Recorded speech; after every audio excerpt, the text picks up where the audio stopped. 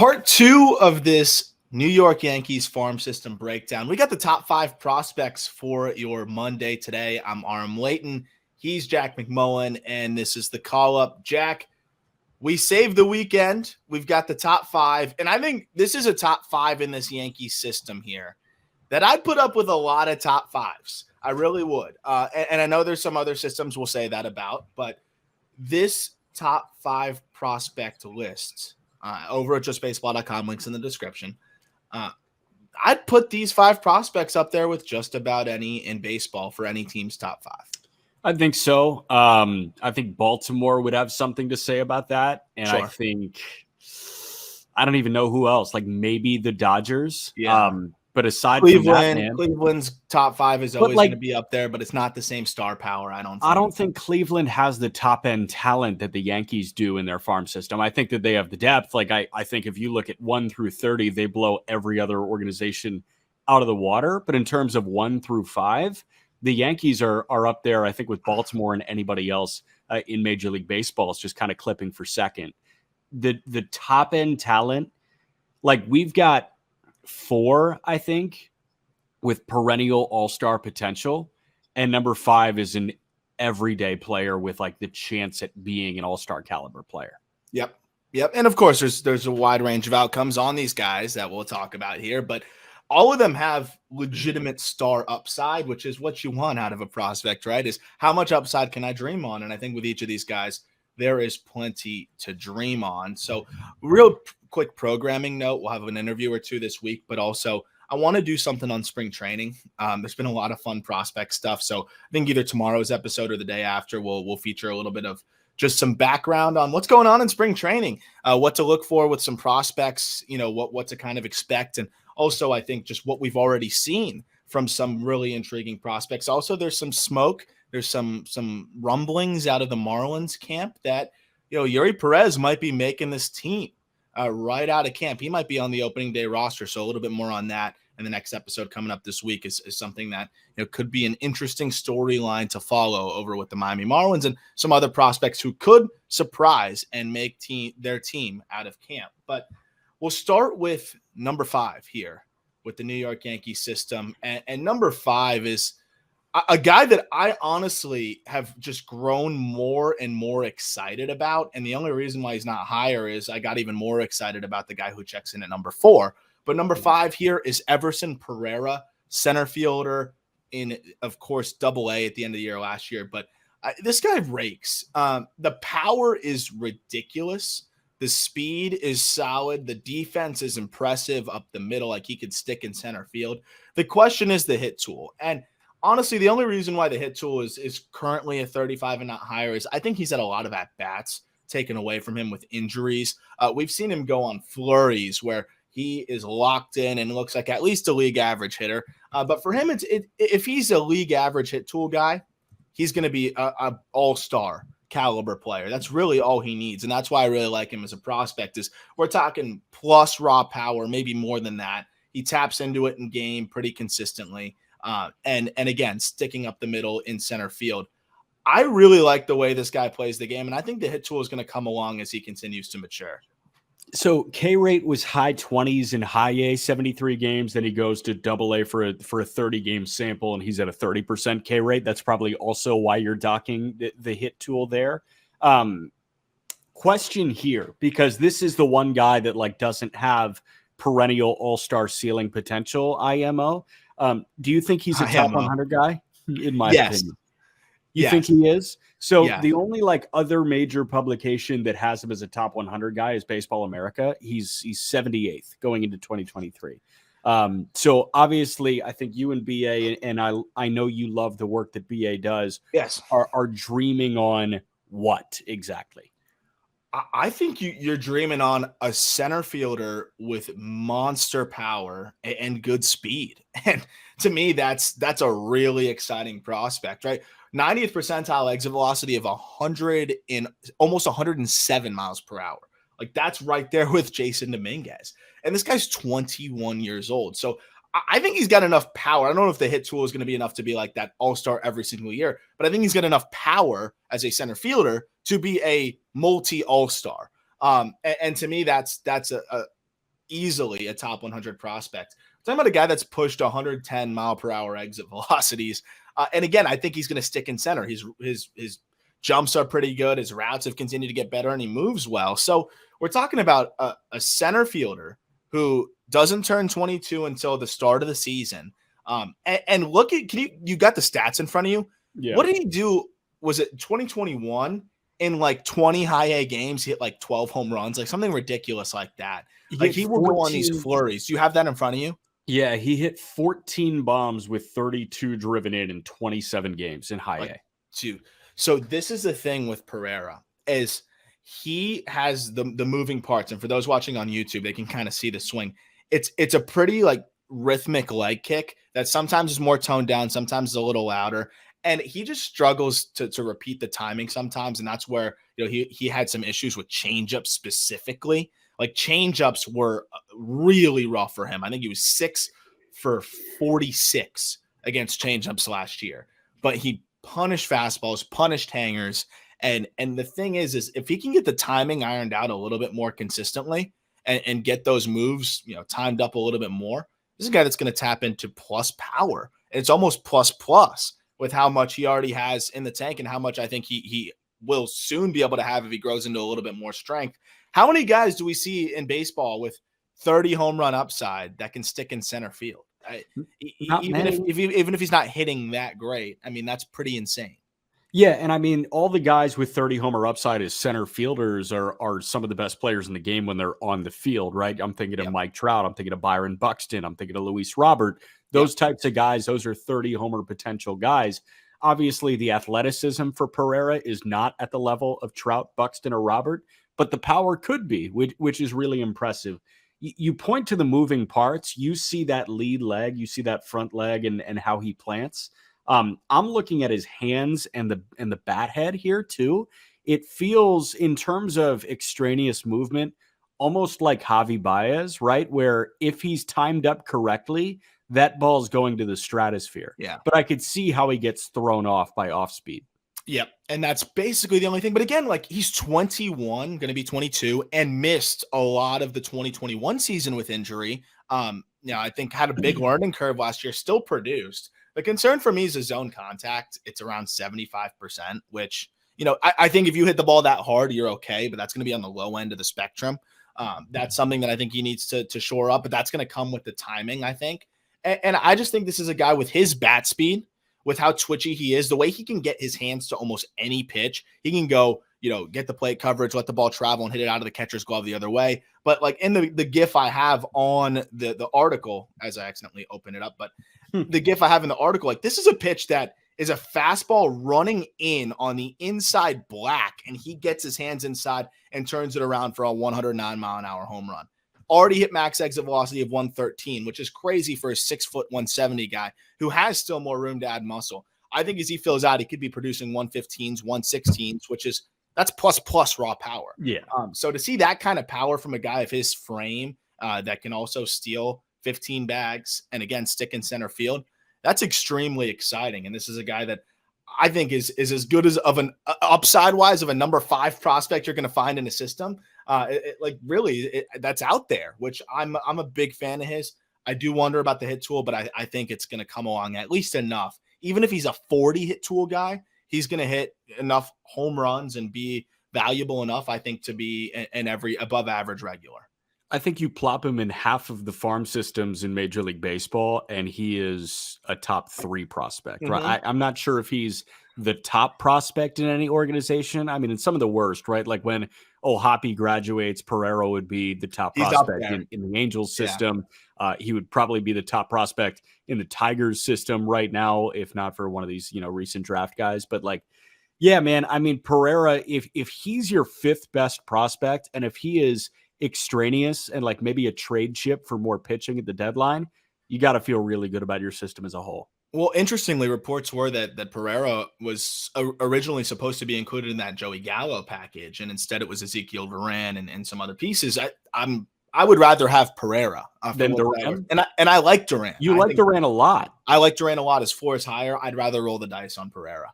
Like I think he's that much of a freak, and I think he has the swing down in terms of the path and his body control and all that good stuff. It's more the pre-swing dance that most guys don't really iron out until they get several hundred at-bats under their belt. So he'll get there. Got to cut the ground ball rate down a little bit too, but that comes with approach, which is another thing that is, in the works. But big fan of Pereira. He'll be a top 100 prospect on the back end. And I think he's going to prove us right there with how he's going to do this year with this little second taste of Double-A this coming season. Got you. Next up is a guy that I guess it's a spoiler alert. If Everson Pereira is a top 100 prospect, then Spencer Jones is a top 100 prospect. Yankees 22nd overall pick in the 2022 draft. I've fallen in love with this guy more and more and more. Every single look I'm able to get. The power is stupid, as you can see by the 70 present, 80 future raw power. The swing is way more advanced than I was expecting from a 6'7" outfielder, who, by the way, is playing center field, who, by the way, is an above average runner, and by the way, can stick there.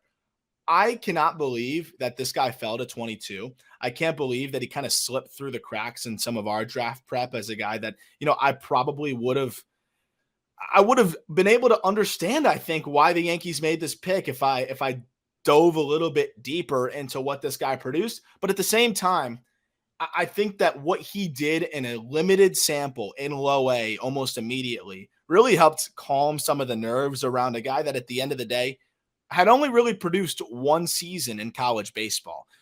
There's a lot of backstory here as to why he only produced for one season. He was a two-way prospect coming out of high school and into Vanderbilt. He was a lefty pitcher that ran it up to 94 on the mound. And he underwent Tommy John surgery, I believe, then had another elbow issue. So a lot of that kind of affected him on the field as a position player as well. So never really got to see everyday reps in the field until he shut down the pitching thing and focused on just playing center field and just playing the outfield, maybe a little first. That was, in his junior season. But in that junior season, did everything you could possibly want to see from a hitter, and then followed that up with, after getting selected 22nd overall, just off to a great start professionally as well. Yeah, so he passes the eye test with flying colors. And the way that you were describing him to me via text late at night over the last week or so is this guy's built like Judge, has the versatility of Judge, and has a swing that's reminiscent of Ohtani. Yeah. So, all right, Judge meets Ohtani, probably a pretty good player. Yeah, and I hope that those are the names I was using in terms of what he does, and obviously he's got a long way to go. Listen, regardless of how far off that guy is, and even if he struck out 40% of the time, if you've got the build of Aaron Judge and you've got a swing that is reminiscent of Shohei Ohtani, you got to feel really freaking good about this guy. I ran it by pro guys too. I said, who does this swing remind you of? And every single guy said Ohtani, from an open look too. Ohtani. And it's because you have to, when you're that big, talk about optimizing your moves. Like Everson Pereira can get away with a little bit more of the movement to his swing and pre-swing moves. If you're 6'7", man, look at Aaron Judge, look at Ohtani. They almost want to be in their launch position before they swing. For Judge, all it is just bringing those hands back to get that feel. For Ohtani, he starts with his hands all the way back so that all he has to really do is get into the hip and let it fly. Having the hands back kind of helps them stay back, but also it's one less thing to worry about. They can start pretty much slotted, and because they're such physical freaks, they don't need the whole load and build of momentum that some other hitters need because they're huge, they're strong, their launch position to swing is all they need to produce massive power. And that's what Spencer Jones does. He starts with those hands back deep in his stance. He's pre-stacked in his backside, and he just lets it eat. And it's really remarkable just how quick and how explosive he is from that stance and from that point. And that comes from a lot of rotational power, a lot of torque. And I think that part of that comes from him being a pitching prospect too. And Ohtani, obviously a pitcher, a guy that really is able to use that core strength, use that torque, and really just uncork on baseballs. And I mean, what Jones is already producing in terms of that swing too, it is so advanced for how big he is. Well, he's already producing exit velocity wise with metal bat. He was producing, I believe it was 113s, 114s. But even in the short sample size with Wood, he hit a 110-mile-an-hour home run.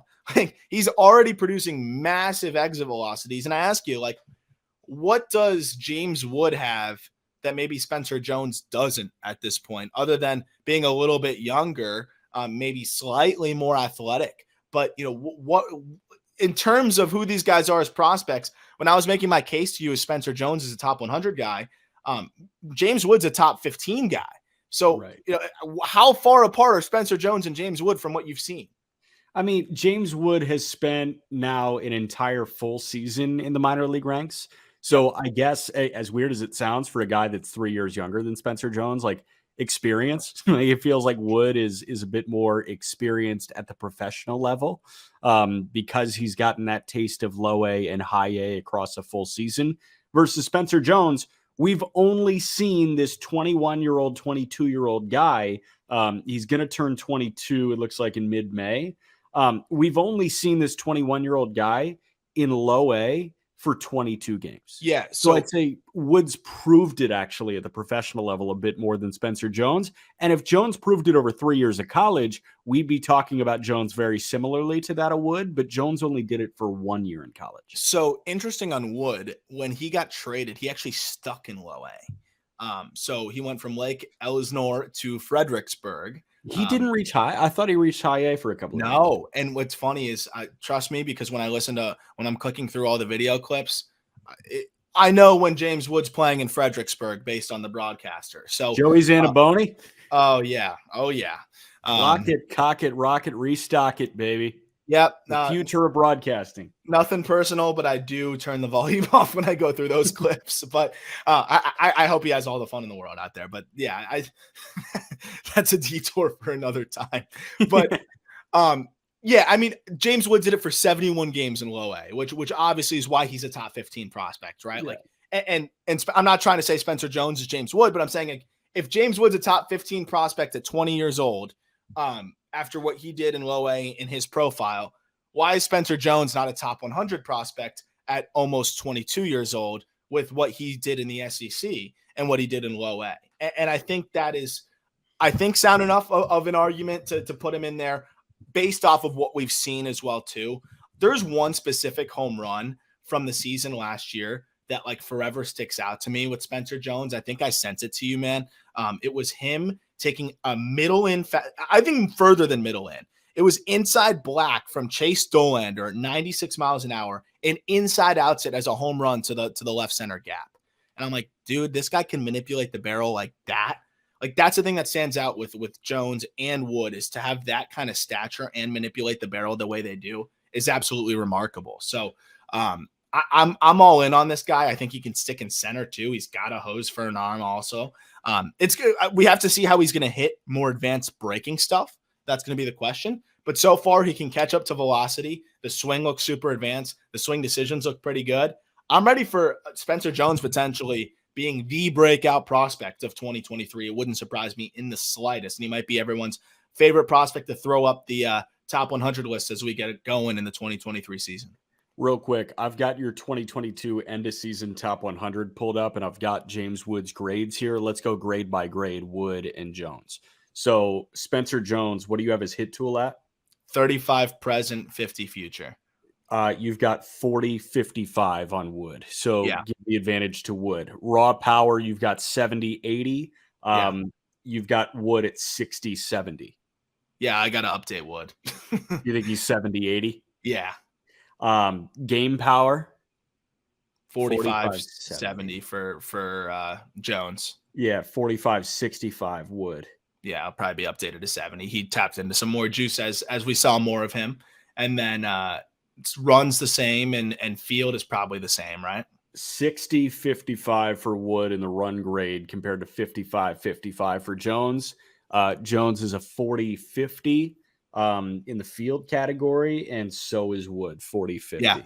So they're close. Like, again, I think it's just Wood being a little bit better with the stick in terms of, like, hit tool projection and slightly more athletic. But that's really the difference. It's just a little bit more track record. I think these guys have a chance to be close to each other. after this season, which is pretty cool. Yeah. All right, next up, a guy that should be the starting shortstop on opening day for the New York Yankees. I think it's just really that cut and dry. Oswald Peraza, number 3, shortstop.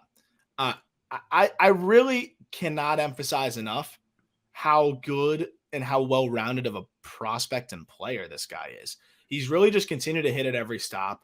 The defense is remarkably good. I think he's an easy plus defender. He can motor. The power is above average. The hit tool's average or better. I think it's above average. And the swing is just really good.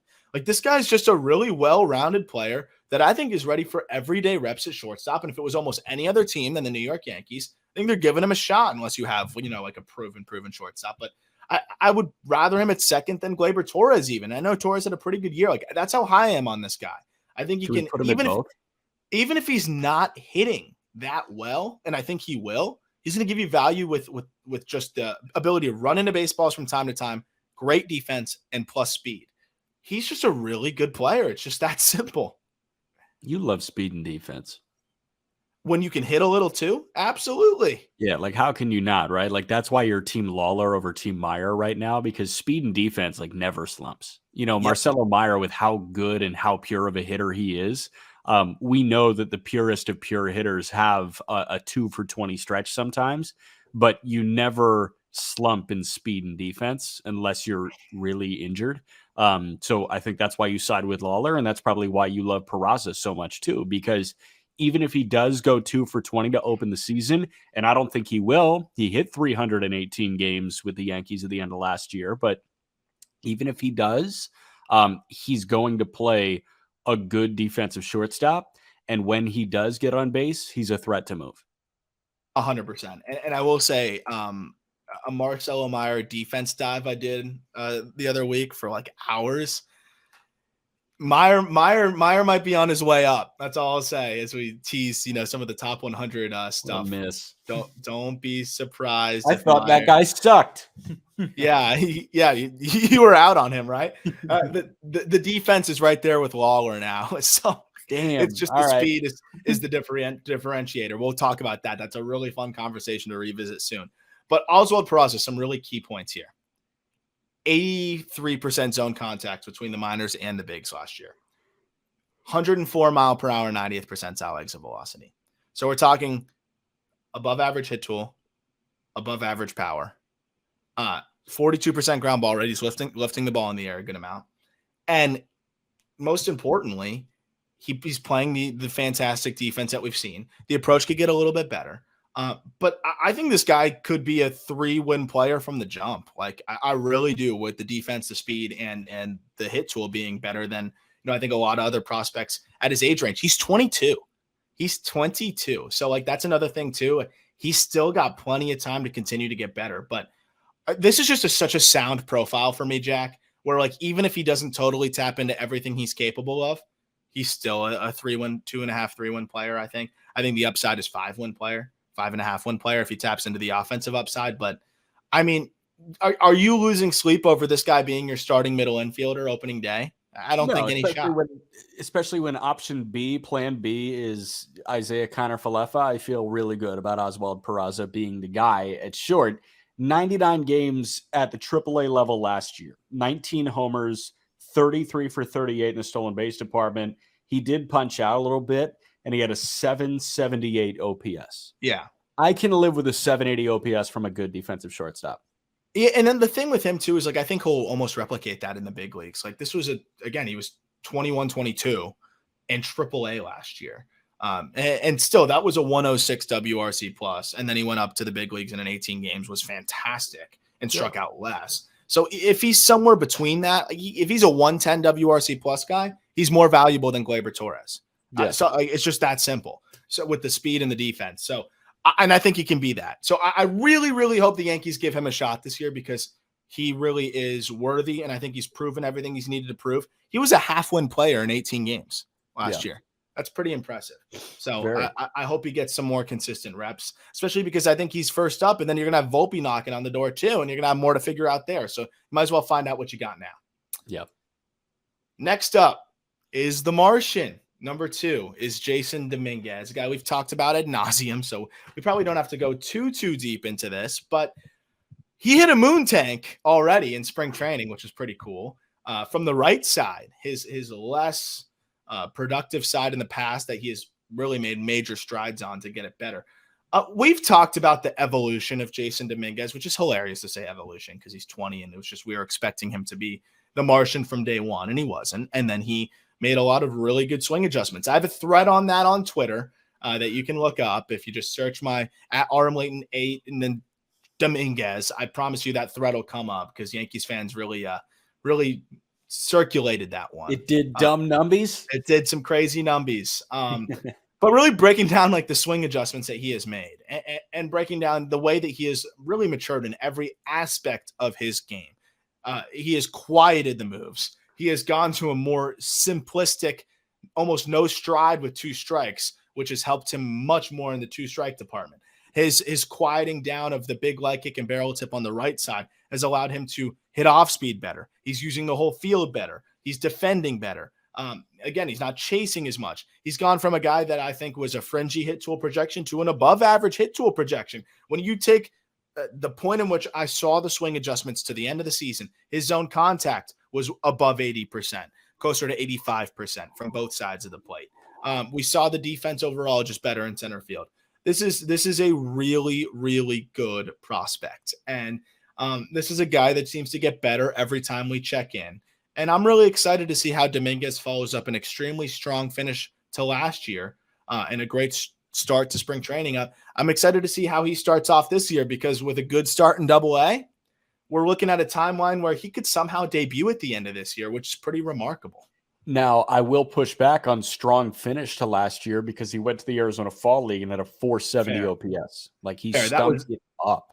Yeah, I guess if you want to count the fall, because he did finish insanely strong to high A and then got brought up to Double-A and put up some decent numbers for them in the postseason. I think he was iffy in the 5 regular season games there. Yeah, he did kind of stink in the fall league. I do wonder if he ran out of gas, what the deal was there. Obviously, he's never played more than 100 games. He had hardly played more than 50 games in any season before. And then in this year, that was 140 if you had the fall league. If you had the fall league and the Double-A postseason, easily 140, 150. So, he probably ran out of gas. I'll give him the benefit of the doubt on that one. But at the end of the day, like this is somebody that I think is really, it's been such a wild up and down for him, right? I mean, for him to even have a down is funny because of how high we started him on the up. But I mean, this swing is just so much better than anything we've seen. By the way, this was 113, this double that he just works on. He's just staying back on the changeup so much better. He's always been quick enough to turn around on the fastballs, but his moves were disrupting his timing. It's really just for me, it's as simple as him being ready here. Like him being ready at release of the pitcher. It was never like that before. He was rushed before. So for him to hit 300, he hit 306 in 40 high A games. From what we saw in low A in 2021, for him to be a 306 hitter in high A is just a testament to the improvements he's made approach-wise and the improvements he's made with the swing from both sides of the plate. 100%. We also have to remember he just turned 20 on February 7th. Like we've been talking about him for so long, and he's run through the prospect fatigue left and right? Jackson Chourio is about to turn 19. So he is pretty much 1 year older than Jackson Chourio, who's the breakout of all breakouts. Jasson Dominguez, when you look at, say, like MLB Pipeline, right?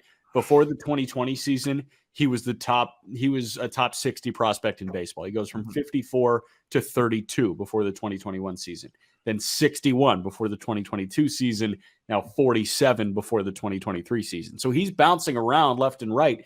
This guy has been a prospect for 4 years already. Yeah. And he's 20. Yeah. No, I mean, that's the thing that's not fair to him. And the defense has really improved in center. I think he can stick out there. So look out for Dominguez. I think this is somebody that is going to kind of solidify himself potentially as that top 20 prospect type guy too. I mean, this system has several guys that could take a massive leap next year. Also, the stolen base department, he got better as the year went on, which is something that is worth noting as well. After going 19 for 25 in low A, goes 17 for 18 in high A. And it doesn't get easier as you climb. Strikeout rate drops consistently too. Do you think in his age 20 season he's a rail rider in Scranton, or should he get a lease in Somerset, New Jersey? I think he finishes the year in AAA. Wow. Yeah, I do. Wow. I think all the improvements he made approach-wise, he cut his chase rate by 10%. He improved his zone contact by 8%. And the defense improves. Everything, like, he is showing that he's polished and ready to go. I think if he gets off to a pretty decent start in AA, I think we see him in AAA by the end of the year. So when he hits 10 more homers this month for the Yankees, you think he's the opening day center fielder and they trade Bader? I think they're going to take their sweet damn time with him there. We know the Yankees are weird about that because the guy at number one is a guy that I think could easily break camp, and he probably won't. So we'll get to him in a second. But to wrap up on Dominguez, this is a player that legitimately has circled back to that 5-tool type guy. And the fact that I can put a 55 future hit tool on him is a testament to the work, because I would have laughed at that potential after seeing him in low A the first time. I thought the hit tool was going to be fringy at best, but some really impressive improvements. Willingness to work is a great sign too from such a young guy making these kind of adjustments. Yeah. Number one, no suspense here. It's Anthony Volpe, who has been the number one prospect in the system really since he broke out in 2021. Talk about a guy that gets the most out of his tools. While nothing quite jumps off the page, everything is pretty good. One of the rare guys that's going to have more game power than raw power. Usually you see the raw power grade ahead of the game power grade, but he's actually a 50-55 raw power and a 55-60 game power because he lifts the ball with the best of them. His swing is just geared for fly balls and driving fly balls. And what's funny is we kind of feel like Volpe had this down year last year, kind of like Bobby Witt at the big league level. I feel like that's kind of the vibe that we get with Anthony Volpe in the upper minors last year. 250, 342, 460 slash line, 11% walk rate, 20% K rate. I mean, this guy hit 21 home runs and was 50 for 57 on stolen bases, 35 doubles, 5 triples while playing good defense. And somehow we're like, Volpe could have had a better year last year. Yeah. I mean, like, it shows you how high this guy has set the bar for himself. Do you think he's a 30-30 threat? Like Witt? I mean, because you're right. Like, we hold them to the expectation that we hold Bobby Witt to. No, I'm just saying, like, this is a guy that had super high expectations, had a good year, and we still kind of felt a little disappointed. Yeah. So do you think he's a 20 homer, 40 bag guy at the major league level? I think, yes. I think he easily could. I think he's easily 20-30, maybe 20-40. He stole 50 last year. I think you could, based on his instincts and above average speed, I think he could steal 35.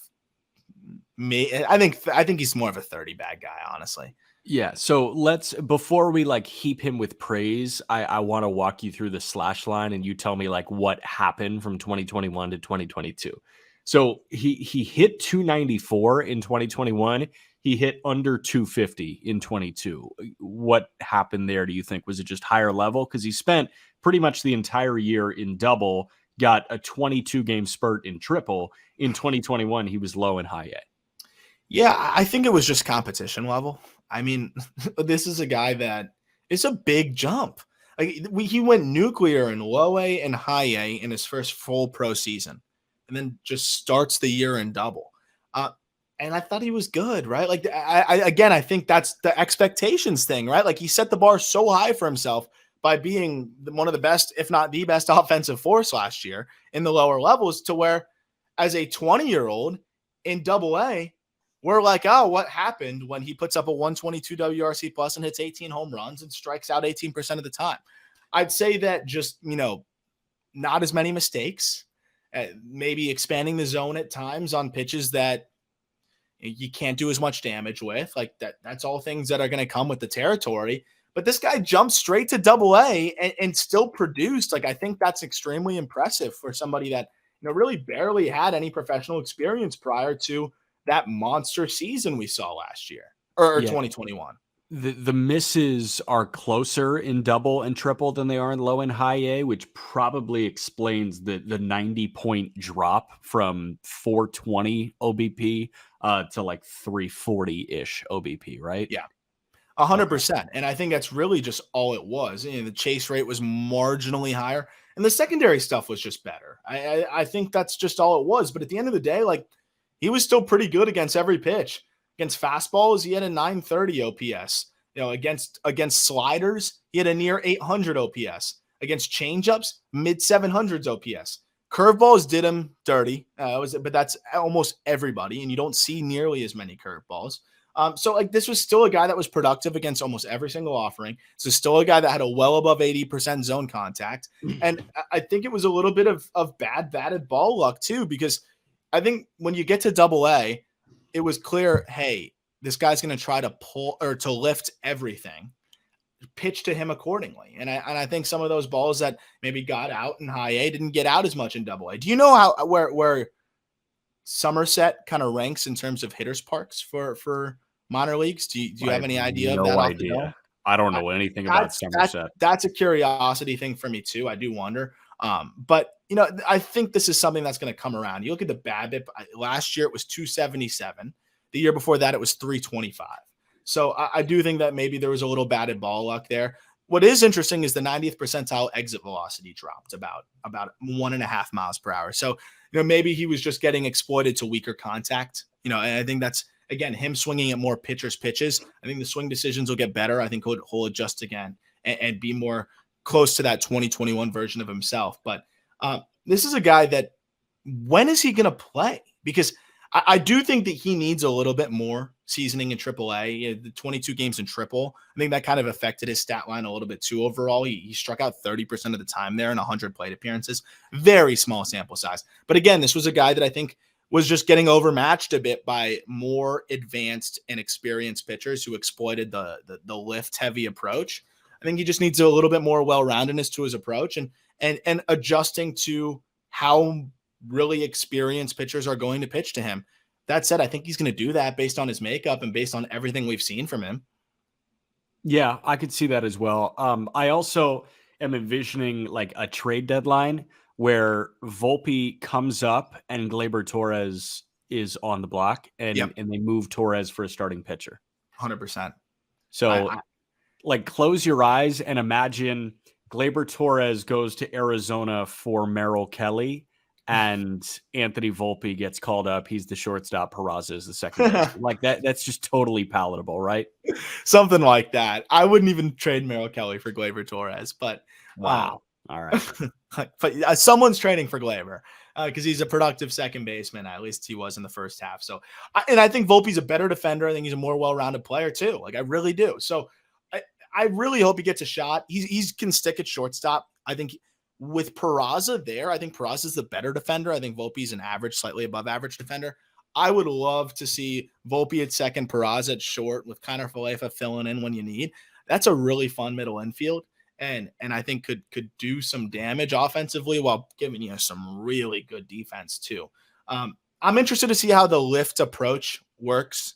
But he's going into the right stadium for that, right? He's foul pole to foul pole with the lift. He's going to hit him out to right field pretty easily. He hit a lot of balls that would have been gone in right field at Yankee Stadium, and pull side, the power is there too. So I think that's going to tick up once he gets to the big league, surprisingly. And I think we're going to see more of a bounce back from the lower batting average as he gets used to how pitchers are going to pitch to him. So I'm excited to see how he bounces back in AAA this year. I'm expecting him to, make those adjustments, but we'll see. I mean, there's clearly a little bit of a book out there on him, and we'll see how he adjusts to that. He still found a way to be productive despite, a little bit more frequent weak contact than we were used to seeing in 2021.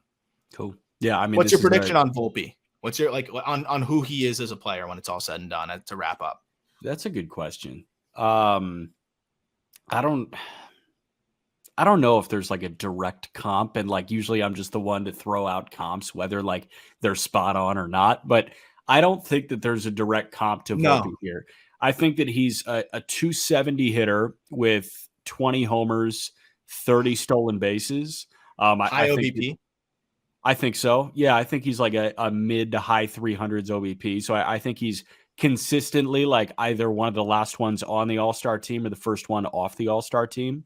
And I think that he is the shortstop of the Yankees for the next at least 6 years, probably more. I don't I mean, like it's so hard to predict for like a 21-year-old, but like I don't think he's a $300 million shortstop in his future. No, no. But I think he could be a Dansby Swanson type value guy where he is a $170 million shortstop.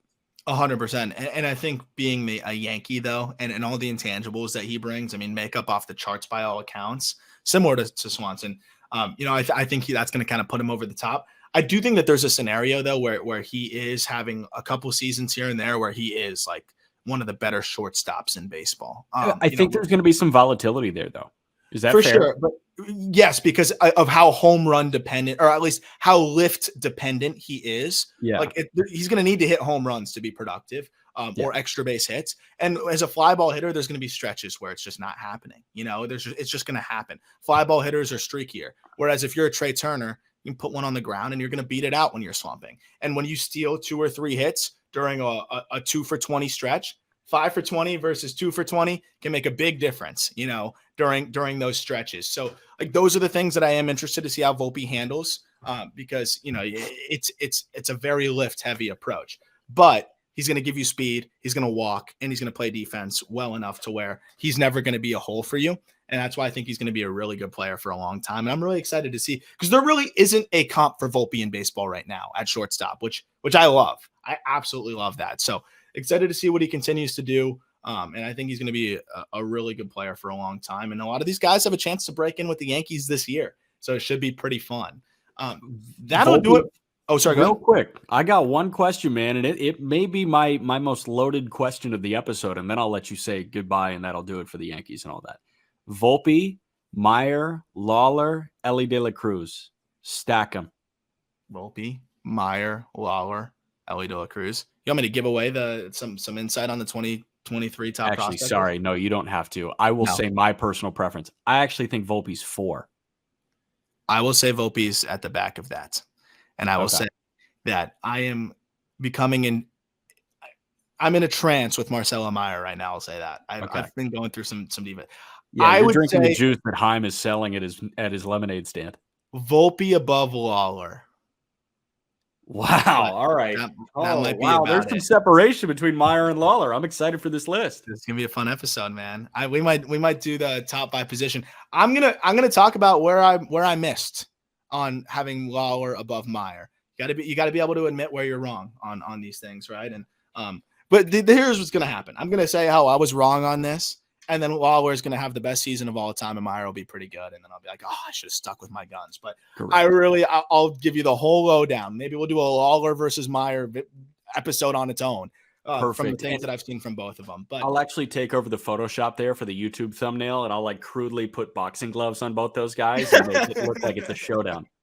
Legit showdown for 2 guys that probably are friendly and have no competitiveness against each other whatsoever. Meyer versus Lawler is the new Andrew Luck versus RG3. Like we're pitting them against each other, and these guys don't give a shit. Yeah. But that's the best part. 2 extremely talented players. So keep an eye out. Some fun interviews coming forward here. Some more top 10s as we move forward, and I'll be going to the backfields next week. So I'll have some backfield notes as well as some takeaways from spring training as we continue to truck forward here. Jack, that's it from you, right? That's all we got? Yeah, non-Yankee related. My new favorite player ever is 2027 Zach Veen. Oh yeah, we're back all in on the train after a couple good swings in spring training. Bro, I never got off. Yeah, it's true. You never left. I still like him. But I think you're talking about him like he's a top 10 prospect, right? I think so. I think he's a top 10 player in baseball. Already. Speaking of which, top 10s over on the Just Baseball show. We're doing all the top 10s by position.